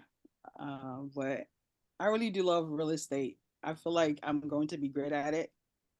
I just have not had the time to dedicate, and I think maybe I just need to apply myself a little bit more. How are you going to motivate yourself to do that? I need to re-strategize my time. I am possibly going to have a conversation with my superiors at work to kind of like transition out of working Monday through Friday and maybe working Monday through Thursday, something like that. All right. Well, then this may be unorthodox, but I've created over 201 millionaires. Are you a millionaire already? No, I would love to be a millionaire. Okay. So put your name in the chat box and my assistant MJ will capture it and you and I can have a conversation if you want. You don't have to. And this may be unethical on this platform. I don't even know. But if you have the hunger, I can help you become financially free and impact a lot of lives. I have one mission, which is, I used to celebrate my agents on stage. And one day this guy came up on stage. He was the top producer at my office. Made like, I don't know, 1.6 million or something. He was diabetic, overweight, and just went through a divorce. And people came up to me afterwards and they go, I want to be like him. And I turned to them and I said, no, you don't. You actually don't want to be like him. You don't understand. He has no kids. He has no family. He doesn't take care of his health. And I started something called the Whole Life Millionaire Journey. And I said, what's the point of being successful in one part of your life at the sacrifice for everything else? And it pissed me off. And so I started a mastermind group on how to be healthy, wealthy, and wise. And so if you want to learn more about that, I'm happy to help you. If not, it's still, I'm not here to solicit that. But if you have a hunger for that, we have to first, number one, you have to learn how to manage your calendar. Number two is you have to be able to cast a vision for what you want that's big enough to include other people to fit their vision in you. Because if you do it all yourself, you do all the work. You'll work 50, 60, 70. I can work 100 hours a week. I'm a machine. I grew up on a farm. Most people cannot outwork me. And the reason they can't outwork me is because the way that I valued love was to outwork everybody. And so I'm wired that way. But through that lesson, I can also help other people learn how to raise that bar, because most people, sadly, can't even get themselves to do 35 hours a week. 35 hours a week for me is a vacation. It's like time off. I have multiple streams of income, written multiple books, worked with Tony Robbins, trained with the same coach that trained Tiger Woods, blah, blah, blah, blah, blah. I'm here today because I'm excited about helping people like Serena, who are in my market center, being part of this access to knowledge. Knowledge is eventually power. But if you cannot combine it with a really smart strategy, you'll repeat the same behavior. You just do it in a different environment. So it sounds like you're fired up, but I'm no longer interested in helping people that want to be rescued. I want to work with winners. So if you don't want to win, don't send me a message. You want to win and you want to be pushed hard, I will transform your life. I guarantee it. I am going to put my contact information in the chat. Okay. Thank you so much. My pleasure. And thank you for asking a good quality question. Nikolai, I think you're next. Nicole. Nicole. Yes. I think for me, it's more of I just started 2 weeks ago. I know somebody else said they did as well. And I think it's more of I don't know where to start because I haven't found a mentor yet because I'm so new. So I think that would probably be my biggest struggle. It's a great, great question, and I love the timing of that because when you start, here's what I'm going to recommend to you. You're in a Keller Williams office, yes? Yes. And I'm an OP and I run an office. I've been in this business for a long time. Here's what I'm going to recommend. Be a disturbance to every employee in that office. Go talk to your receptionist, go talk to your team leader, go talk to your MCA, go talk to your OP if they're around and say, I need help with this, I need help with this, I need help with this, I need help with this. Because if you're willing to be bold in the market center, you're going to be bold out in real life. I've had I've had staff come up to me and go, oh my God, Nicole is such a pain in the ass. She's asking for this, she's asking for that. And I'm like, yes, I love Nicole. Awesome. She's going to be a winner. But the agents that I worry about are the ones that like, they come up and go, Rock, I don't want to bother you. I was wondering, how do I use the software? Rock, I don't want to bother you. I was wondering, how do I cold call? Those people will never last. You got to be hungry. You got to be bold. You got to be willing to grab life big. You got to be willing to ask people for what you deserve. We are partners at Keller Williams. I succeed when you succeed. And I fail when you don't step up and hold me accountable to what I'm supposed to deliver to you. I agree. Yeah. I recently went to they had a Memorial Day cookout and I was the only fresh new agent that actually attended and everybody was in shock that I went and I was like, yeah, I need to know everybody. I'm gonna be a little annoying here. So I'm just asking all these questions when everybody's just relaxing and I'm like, no, I need to know everything. Well, you got the right attitude. Keep it up. And I don't know if my contact information is here, but I'm here to serve. I'm here to serve people, whatever office you're part of, rock@rockthomas.com, Rock Thomas on Instagram. I've written books. I'm a motivational speaker. If you can get any value out of that, indirectly or directly, I'm here just to help. I want you to succeed. You deserve to succeed. And if you're hungry enough to ask and bold enough to ask for help, there's no reason that this community of everybody, whether you come to family reunion or mega camp or you're part of Ignite at night, we're all here to share our experiences with each other because the slowest teacher in the world is you on your own. Yeah. Well, I would love to be added to your, mentorship if that you're willing to do. Yeah, just put, I don't know, put something in the chat box and MJ will connect with you. And like I said, I don't even know if I'm allowed to do this or not. I don't care. I'm here to serve. Perfect. I don't get paid to be here tonight. I do this because I want people like Serena to be able to take advantage of it. So I offered to train and I care about helping people do better. I wish there was somebody that, that understood me in my first year. Fortunately for me, in my second year, I had a guy step up and go, I see your energy, Rock, and I think that if I was to give you the guidance, you could do really well. And fortunately, he did, and I did really well. And I'm so grateful for that. I realized that the missing piece for most people is a mentor that can give you feedback on a regular basis. It doesn't help to read a book, go apply it, and then a month later go, I'm lost. That doesn't work. You need day-to-day feedback in this industry with somebody who cares, that's going to guide you, and then you will skyrocket. That's my belief. That's my experience. There may be another path, but I can just come from my experience. Yeah, I'm definitely a hands-on learner. Like I can't just sit here and listen to everybody. Like I need to be put into the field as soon as possible. Because if not, I know myself, I'm just gonna be laid back and just go with the flow. And I can't do that. Yeah, I can feel it. You'll do great. You just need a mentor that's going to guide you. Yes, I agree. Well, thank you so much. My pleasure. Catherine? Hi, can you hear me? Yes.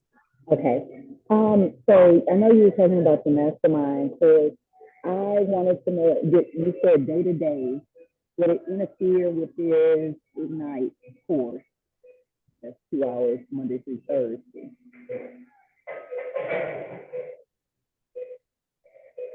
Your audio is really hard to hear. I hear you saying something about Monday to Thursday. What else did you say? Okay, can you hear me now? A little bit better. Okay. So I'm interested in the mastermind course. I've been an agent for about 7 months. I've had 2 closings so far, and another one is coming up, gratefully, this coming week. So I'm I feel like I have the personality, but I'm trying to get the connection between the real estate and the personality, and I'm trying to leave my job. I'm a teacher, just got off for the summer, and I have all the time in the world to dedicate to real estate right now. So, so right now I'm trying to see, okay, the mastermind course is, I'm trying to max, I want to sign up, I want to do whatever I have to do, but I have 2 months off right now. I'm trying to see if that is enough time. Can I just say something, Catherine? I work in the school system. I'm a special care counselor. I work in the head office of the largest school board in the province of Quebec. And I am in all the establishments. And we find a way of making it work. And by the way, just inside, that's a great place to be finding leads, by the way, because people trust you, they know you, and the people that have gravitated towards me without me not even putting myself really out there. So I just like intercepting here because I think when it's a different mindset being in the helping field. And what I like about KW, and I have changed 3 times real estate agencies, and I'm going into my 3rd year, is the fact that they value the person. So I think that sometimes, I get where you're coming from, and that's why I wanted to step in and let you know that I think you're doing it right, and that's okay. Yeah. And I would thank you, Sabrina. Serena, I would say that if you're going to build a business that's going to make you $100,000 or $200,000 a year, it's not something that's going to happen in 2 months. And if you think it's going to happen in 2 months, you've been sold a pipe dream. It's not that it cannot. There are people that have done it, but I've hired over 2,000 agents in my life. And I can, there's a handful of that have made over 150,000 in their first year. Most people need to learn, they need to grow, they need to figure things out. But tonight's topic is about database. Database is a long-term strategy of building relationships with people that you know that will buy 2, 3, 4, 5, sometimes 6, 7, 8 years down the road. That's one strategy of the 21 ignites tonight. There are other ones called FISBOs and expireds. When I sold my Remax franchise, they went bankrupt a few years later. I bought back the assets. In 2013, I started my Keller Williams in Quebec. And in order to build it up, I went back as a salesperson in 2013. I was in my 40s. I was a multi-millionaire. I had retired, written books. I thought, I don't need to go back and sell. But I wanted to respect the agents that were going to work for me. So I sold 65 homes in 9 months. How did I do it, Catherine?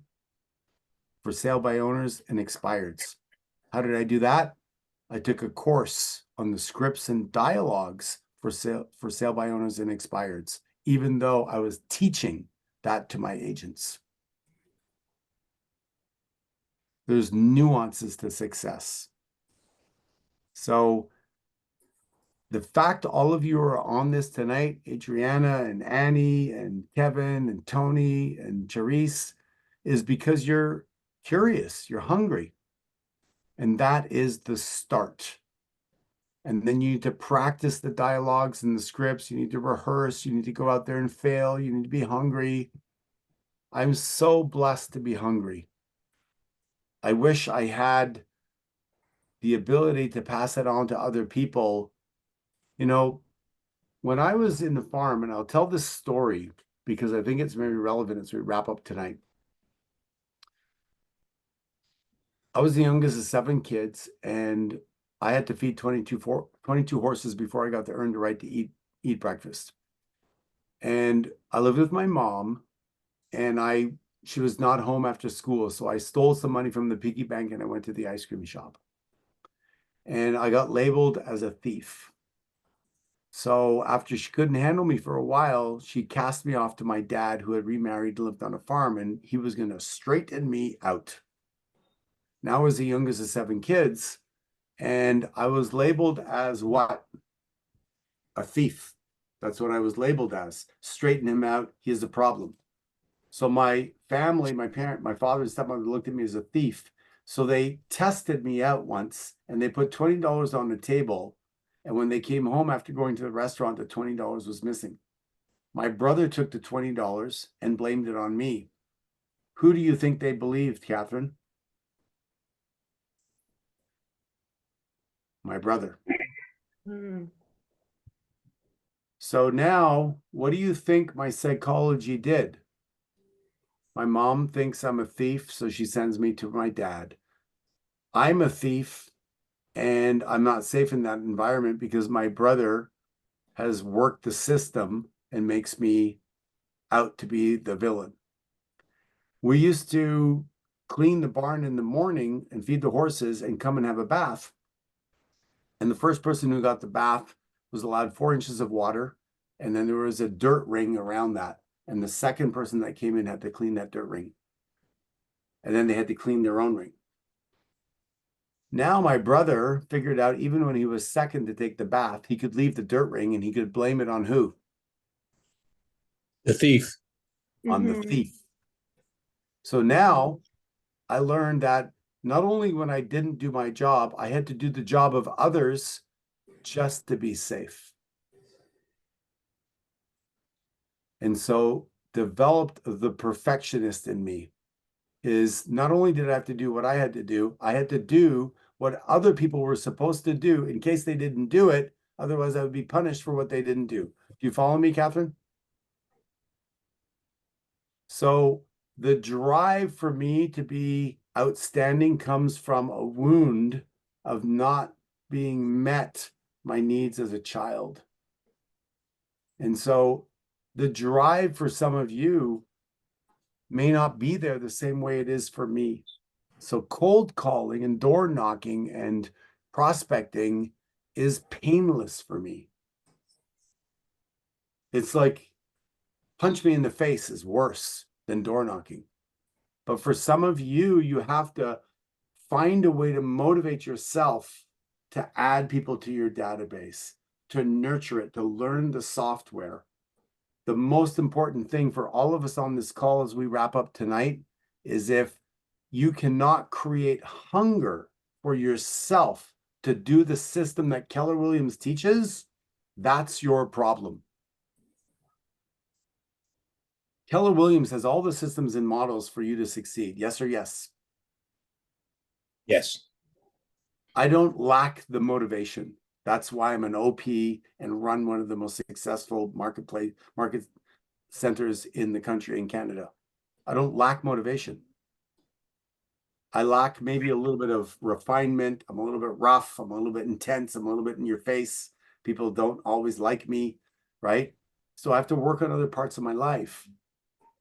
But if you can't get yourself to take action, then we need to visit with that part of you and find how to catalyze that, how to stoke the fire, how to create an urgency for you to take action, because maybe you were nurtured in a different way. But there's always a solution to find success at the end of the road. You have to look at what your problem is, what your obstacle is, what's stopping you, and have the courage to visit with your coach and go, this is what stops me. My mother and daddy told me I was great all the time and made my bed and did my homework for me. I'm just not motivated. Okay, let's figure this part out. One thing I can guarantee you, though, if you want an X result, you want to be a millionaire or multimillionaire, I will find a way together with you. That I can promise you, because I've done it hundreds of times. And I'm committed to that. But not only am I committed to that, I'm committed to you having a whole life where you're healthy, where you're vibrant, where you have a great relationship, and you're successful in the material world. And so it's an honor for me to spend this time tonight with you. I'm probably totally off script because I'm supposed to follow a script, but that's who I am. I'm a little bit edgy. But at the deep core, I do care. And I want to make a difference. So if I can help any of you, if I get to see you at Make It Camp or at Family Reunion, or if you want to reach out to me, you can find me. I have a gold cast video that's been seen by over 100 million people. You can find me if you want to. And if I've offended you, I apologize tonight. I'm here to serve. I'm here to make a difference. But I did learn as a public speaker that if you don't evoke emotion in people, by the time you click this off and go to your Netflix or whatever you're going to do tonight, Ivan, is you'll forget. And so I'm here actually to provoke you to make a difference. So let's take 3 or 4 shares if we wrap up tonight. What's your takeaway from tonight? What worked for you? And let's wrap up tonight because we got to spend a couple hours together. Who has the first share by raising your hand or unmuting yourself? Annie? I was gonna say one of the biggest things that I've heard you say was slowest way to succeed is through your own experience. Make sure you rely on others and ask those questions. Great takeaway. Thank you. Who else? I've got I want to share something with you that that kind of was an aha for me today. I enjoyed this session very much. Probably one of the best ones I've seen so far. My realization, and I don't know, I might be kind of slow to the plate on this one, but changing somebody's perspective to us helping them rather than them giving us the business and helping us is a big deal. It's not, I mean, I can't tell you how many people, probably over half of the people that I've talked to look at it like they're giving me something by giving me a listing or giving me an opportunity to sell them something. And that's not what I'm in here for. I mean, I'm in here to help them. And to change that perspective is huge. So a lot of the tips that you gave me kind of brought that to light for me. I was so glad you said that. I was so glad you said that, William. I used to walk up on a listing presentation and I would walk up like this. I'm going to take this listing presentation if I want it, and they're lucky to have me. And I don't say that out of ego. I say that out of the fact that I have the knowledge to make a difference. And other agents might not be as committed as I am. So when you go in to list a property or to serve a buyer, if you do not have and you are not committed to being the expert, you don't know more than them, then maybe you haven't earned the right to serve them. To earn the right, tonight is about earning the right to serve people, to be that person that has the expertise, that knows more, that cares more, that can add value. So I love the fact that you picked that out of everything, William. Thank you so much for sharing. I also like what you said about being a resource for your database. And like this week I'm a homeowner and I have people coming, and just make connection with them, and like a reciprocal relationship. Yeah, 100%. If you're a nurse or a doctor or a chiropractor, a lawyer, what have you, and you spend every day studying that one lane, you're going to know more about it than somebody else. Your job is to spend time learning about real estate and knowing that lane and whatever that is in your community, permitting, parks opening, bus routes, whatever it is. And then you can add the value because you're in that lane. And they're busy doing their job as a nurse. You're busy learning about, the new park that's opening up, and you can make that difference and then feel proud that you actually know that difference. So great job. Yeah. Let's take one more and wrap it up. I wanted to add, you said something about not reinventing the wheel. And I think that's very important because Keller Williams has given us so much tools to be successful, but I think that sometimes we get stuck in our own mindset in our old ways that we want to recreate the wheels instead of actually following the pattern that's already been given. So that was a good aha for me. I need to stop recreating the wheels. Yeah, that's a great point, Finn, is, the brain is always searching for the easiest path. So it thinks that, oh, they told me to do this. And I'll give you an example for those of you that are going to build a team. And this is a weakness of mine, is I don't want to necessarily go through the interview process of 10 people. I want to hire the first people. Can anybody else relate?